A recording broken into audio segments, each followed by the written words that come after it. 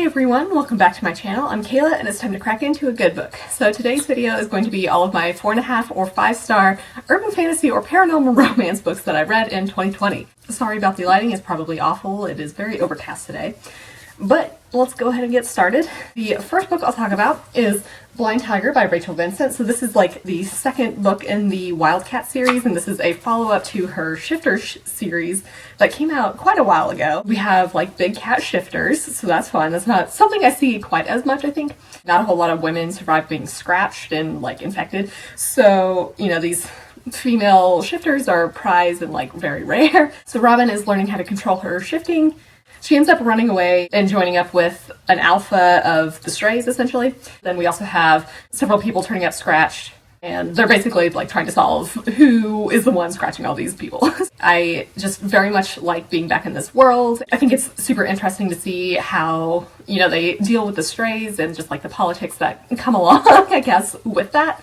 I liked the romance here. I thought they definitely worked well together. It's like alpha male is not quite as like, I don't know, he doesn't act as much like an alpha as like you see in other books, so that was nice. Really drew me in, and I kept, when I was reading it, I was just like, oh, just one more chapter, and then, you know, lo and behold, I finished the book. You know, when I finished it, I was just like, oh, I would absolutely read like hundreds of more pages in this. So I think that's a good sign of a really enjoyable book and series in general. The next book I'll talk about is The Library of the Unwritten by A.J. Hackwith. And so you have these books that aren't finished by their authors that just kind of reside in this section of the library. Some of the stories become restless and can actually like manifest their characters into reality. And what happens is a hero escapes from his book. So we have Claire, who is our librarian, and she goes along with a former muse and a demon in order to track down Hero.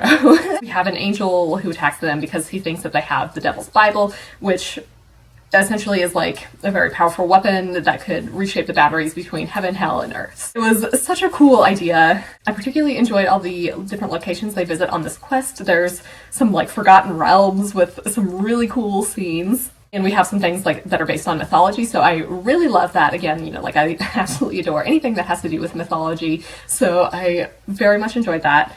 I really liked the characters and this general premise of like books kind of coming to life. There's also like some really cool battle scenes. There's like essentially a duel with words that happens, and so I was like, that's not really something that I have ever seen, so it was just such a cool concept. It really drew me in. It's definitely easy to read, and I just blew through it, and I definitely like loved all the development that we get with the characters, and yeah, I just absolutely love this. I have the second book that I'm planning on reading pretty soon, so I'm excited to see how that journey continues. The next book I'll talk about is The Unkindest Tie by McGuire. So this is the 13th, I think, book in the October Day series, which is an urban fantasy series that has a lot to do with the Fae. In this particular novel, we deal more with the Selkies, and they, you know, like hundreds of years ago, they've made a deal with the Sea Witch. She's finally calling in their debt. October goes to this Duchy of Ships, and they're calling a convocation of the Selkies. So then we have a Selkie woman who ends up being murdered. So I particularly enjoyed the setting. We have obviously like a lot of ships and just generally like the ocean, which I very much enjoy. So I really liked that aspect here. I continue to like Toby and, you know, the Lushak, which is this sea witch, and, you know, as well as the other supporting characters. We learn more about the firstborn of the Fae, and I particularly enjoyed how the lore develops more here. This main plotline with the Selkies is like pretty sad, but I really liked how everything turned out. So yeah, I mean, and then we also get a novella about Raj, who is one of the cat Fae, essentially. And, you know, I think it was pretty heartbreaking. Really liked how it shows how like courageous he is and how he like really wants to move past being scared of everything because of like these really awful things that have happened to him. So really enjoyed this one. And then the next book I'll talk about is The Killing Frost, also by McGuire. So this is the 14th book in the October Day series. So October must invite a particular guest to her wedding to avoid political turmoil. So she ends up going on a quest in order to kind of like save her future. What I liked here is like there's kind of been jokes throughout several of the more recent books about like how Toby keeps postponing her wedding, and I feel like McGuire was almost like poking fun at this yet again, where we have like another book where the wedding does not happen. So I definitely thought that was entertaining. This is definitely much more focused on Toby, May, and Quentin, and I think we have some good character development here. In particular, I think Toby is finally like realizing that she does have a tendency to like jump into things without really thinking them through and without like talking to others, and so she's kind of realizing that this can actually hurt them. Even though she's like trying to save those she cares about, she ends up kind of hurting them through her actions. I think there's also some really great resolution with some of the plot threads here that have been like a really long time coming. We also have a novella here about some of the characters in this undersea location and just like how they really meet each other. It's a really interesting background story to some of the events or some of the things that are mentioned in this book. Like I mentioned with the Unkindest Tie, I really enjoy like exploring this undersea kingdom a bit more. So the next book I'll talk about is Imaginary Numbers by Charlaine McGuire. So this is the 9th book in the Encrypted series. This is generally a series that's very much about cryptozoology, and we have this Price family who are trying to fight against the Covenant of St. George, which like basically wants to exterminate all these creatures. And so, you know, the Price family is like trying to protect the creatures essentially. So here we follow Sarah's point of view. So Sarah is actually a cuckoo, and this is essentially like a telepathic wasp humanoid, and she is obsessed with math, which of course I really love. So here we have a plot that's generally like cuckoos versus humans. So this was really fantastic. I have very much enjoyed this series. It was super fun to read from Sarah's point of view as well as Artie. Obviously, like I mentioned, I really love how Sarah is very much into math. She's had some things happen to her. She's afraid that she hasn't really like put herself back together, but I admire how she like continues to try to do this. I really loved reading more about the cuckoos. Like, I very much enjoy learning more about various like cryptids. Also, the ending is absolutely insane, and I am so excited that the next book comes out this month because I need to know what happens next. We also have a short story here about Annie, who is one of the siblings of the Price family, and their grandmother. I think it brings up a lot of really interesting plot points for the next books. The next book I'll talk about is An Easy Death by Charlaine Harris, and so this is an alternate world / Western urban fantasy. FDR has been assassinated, so the US kind of gets broken up into parts. Some are controlled by England, Canada, Russia, Mexico, and then parts are still like America. So our main character, Elizabeth, is a gunny, and she's kind of like a gunslinging security person. She's hired to protect 2 Russian wizards on their quest to find someone. I thought this was super fun. It was, very fast paced. We have a whole bunch of interesting elements. In particular, we have, some creatures that are kind of like zombies. We have, I really liked the magic and just like the wizards here. It's like a really gritty world, and I liked how this had a Western feel to it. Generally, I think I liked the alternate history and just what all is going on here. It's like a very intriguing world. I really liked Lisbeth. She is definitely a badass gunslinging woman. I really want to continue this series. I think the 3rd book comes out perhaps this month as well. The next book I'll talk about is An Unkindness of Magicians by Kat Howard. This takes place in New York City, and we have this unseen world of magicians that keeps to itself. Every 20 years, we have this event where these magical houses choose a champion, and they duel for control over this unseen world. So we have an early turning this time. We have one heir to one of these houses choose to be the champion of a rival house, and then we also have another candidate house who hires this complete outsider who is, a formidable duelist seeking revenge. So I thought this was really great. There are a lot of plot points going on here, but I think they all worked really well together. I think everything really demonstrated the price of magic and how, the people in power aren't always the most ethical people. I really liked Sydney, who is this outsider. I really appreciated her drive to get out of her current situation and really fight to change how things are done in this world. She's very intelligent, and it's super fun to see how she interprets the different prompts for these duels. Not everybody is likable, but it's super fun to see how the different character dynamics in this book. I thought it was a very fast read, and I'm excited that there will, I think, eventually be a sequel to this.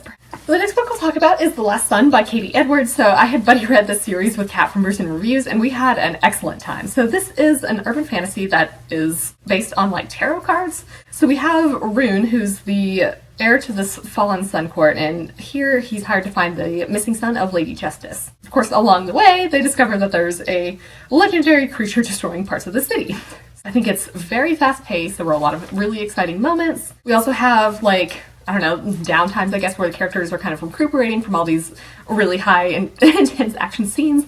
And I think this really provided the opportunity for us to know the characters more, and it was just everything about it was just so wonderful. It's such a cool world. I love how we have the Atlantean people, and I really like how the houses are kind of based on some of the like major cards in tarot decks. I just had a really great time with this plot as a whole. The powers that we get here and these like Atlantean aspects are really neat. I think one of the main draws is the character work here. We have Rune, like I mentioned, who's this heir to this fallen sun court, and his companion Brand, who is like his bodyguard slash best friend, and their bond is so wonderful. We have a lot of really great banter here, and the romance that develops is also just like so sweet, and I love it so much. We have a lot of LGBTQ plus characters and representation here, so that was wonderful to see. It's definitely like very natural here. So to continue this, the next book I will talk about is The Sunken Mall by Katie Edwards. So this is just a novella between books 1 and 2 in this series. Brand and Rune are shopping for gifts for their ward in order to kind of help him feel like he's a member of the household. So they go to this sunken mall, which was lost in the 80s at Christmas time when like buildings were being translocated to make New Atlantis. So this was super fun. I really liked learning more information about like how New Atlantis is made. We get more fun action scenes, especially with the Atlantean aspects here, as well as like the sigils that they use for power. We have some really cool new characters introduced, and I do hope we get to see them in future books. Yeah, I just generally love this premise. I thought that was just like so sweet. Again, we have really great banter here and just wonderful character dynamics.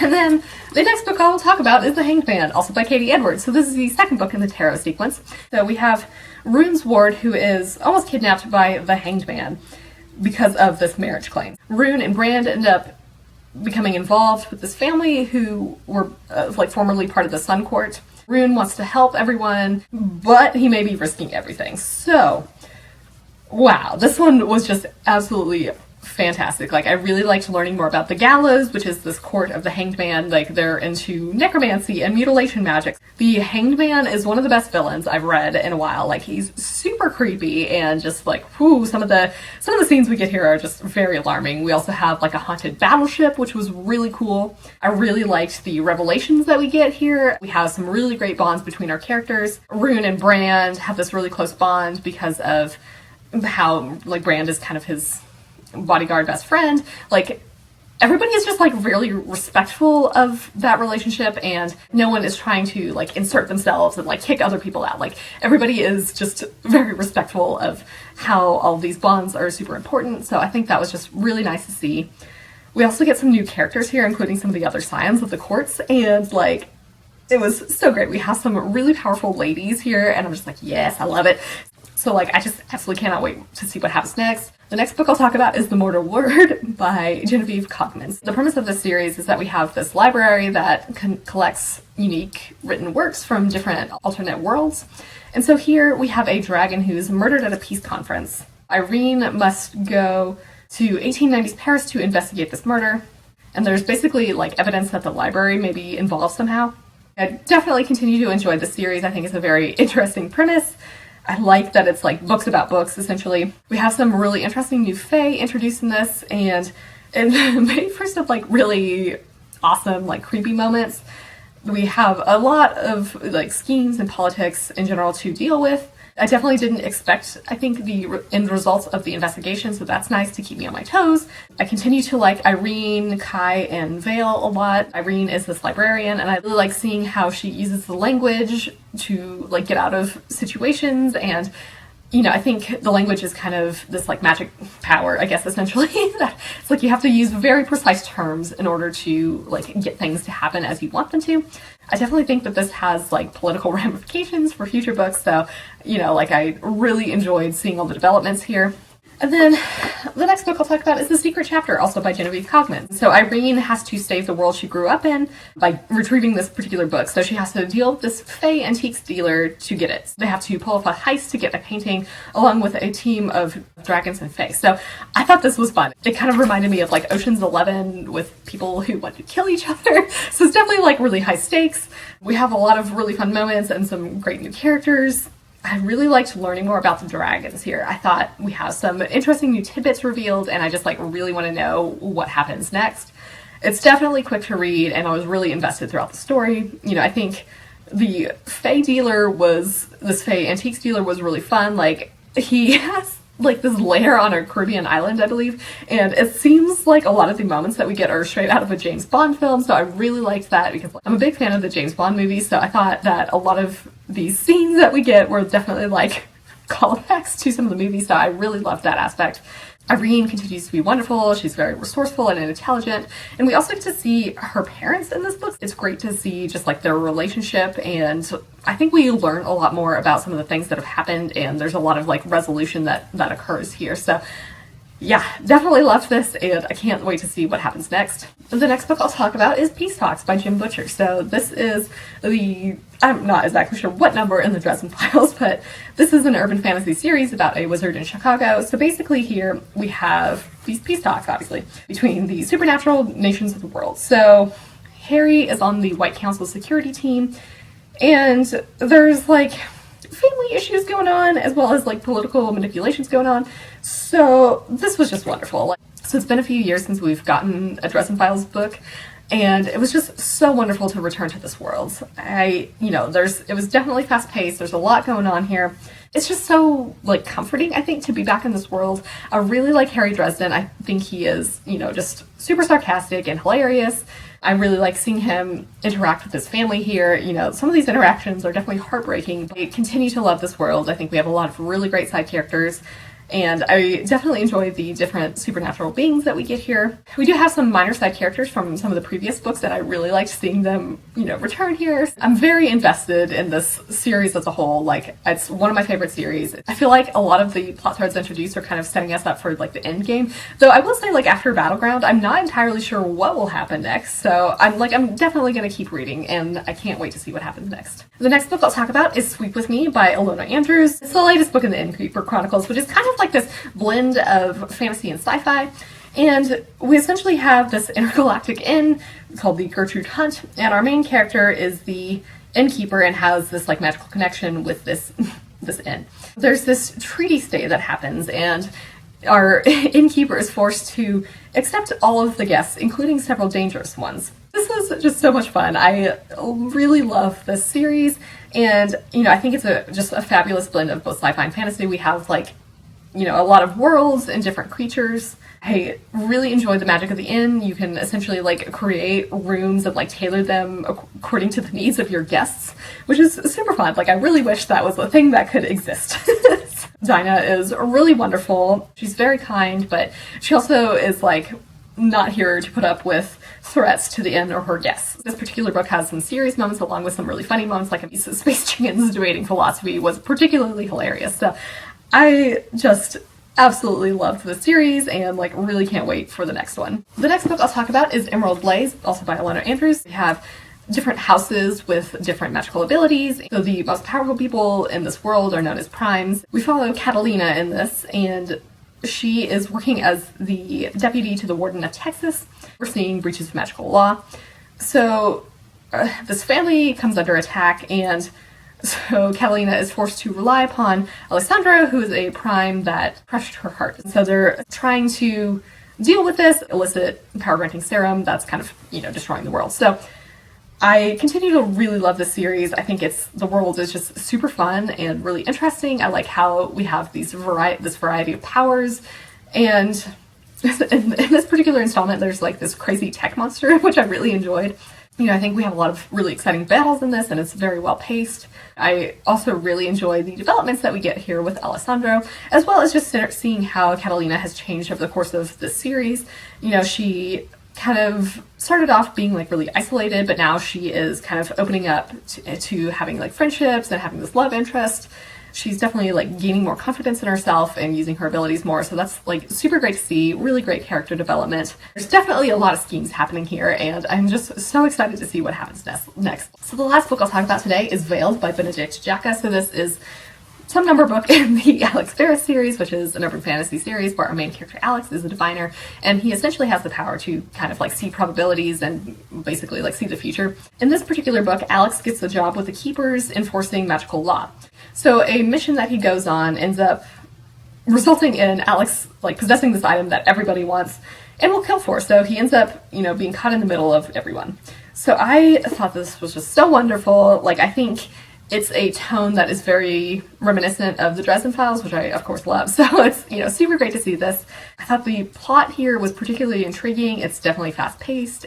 I like seeing Alex deal with groups of people that he's not super comfortable with. We have, you know, some really great magic here. Like, I particularly enjoy his divining ability. Like, I think it's very interesting to see, like, probabilities. Like, that's not something I usually see brought up. But we also have other characters who have some more unique, I would say, abilities. Here we have some new people who can essentially, like, manipulate flesh in order to change appearances, so that was particularly intriguing. We also have some schemes happening with the council, and that's just like so much fun to unravel. Alex is a really great main character. He's intelligent, and I like seeing how he uses his wit and magic to get out of situations. We also spend more time with a character named Caldera here, and she seems to, like, she'll be like a particularly useful ally, and she's definitely badass.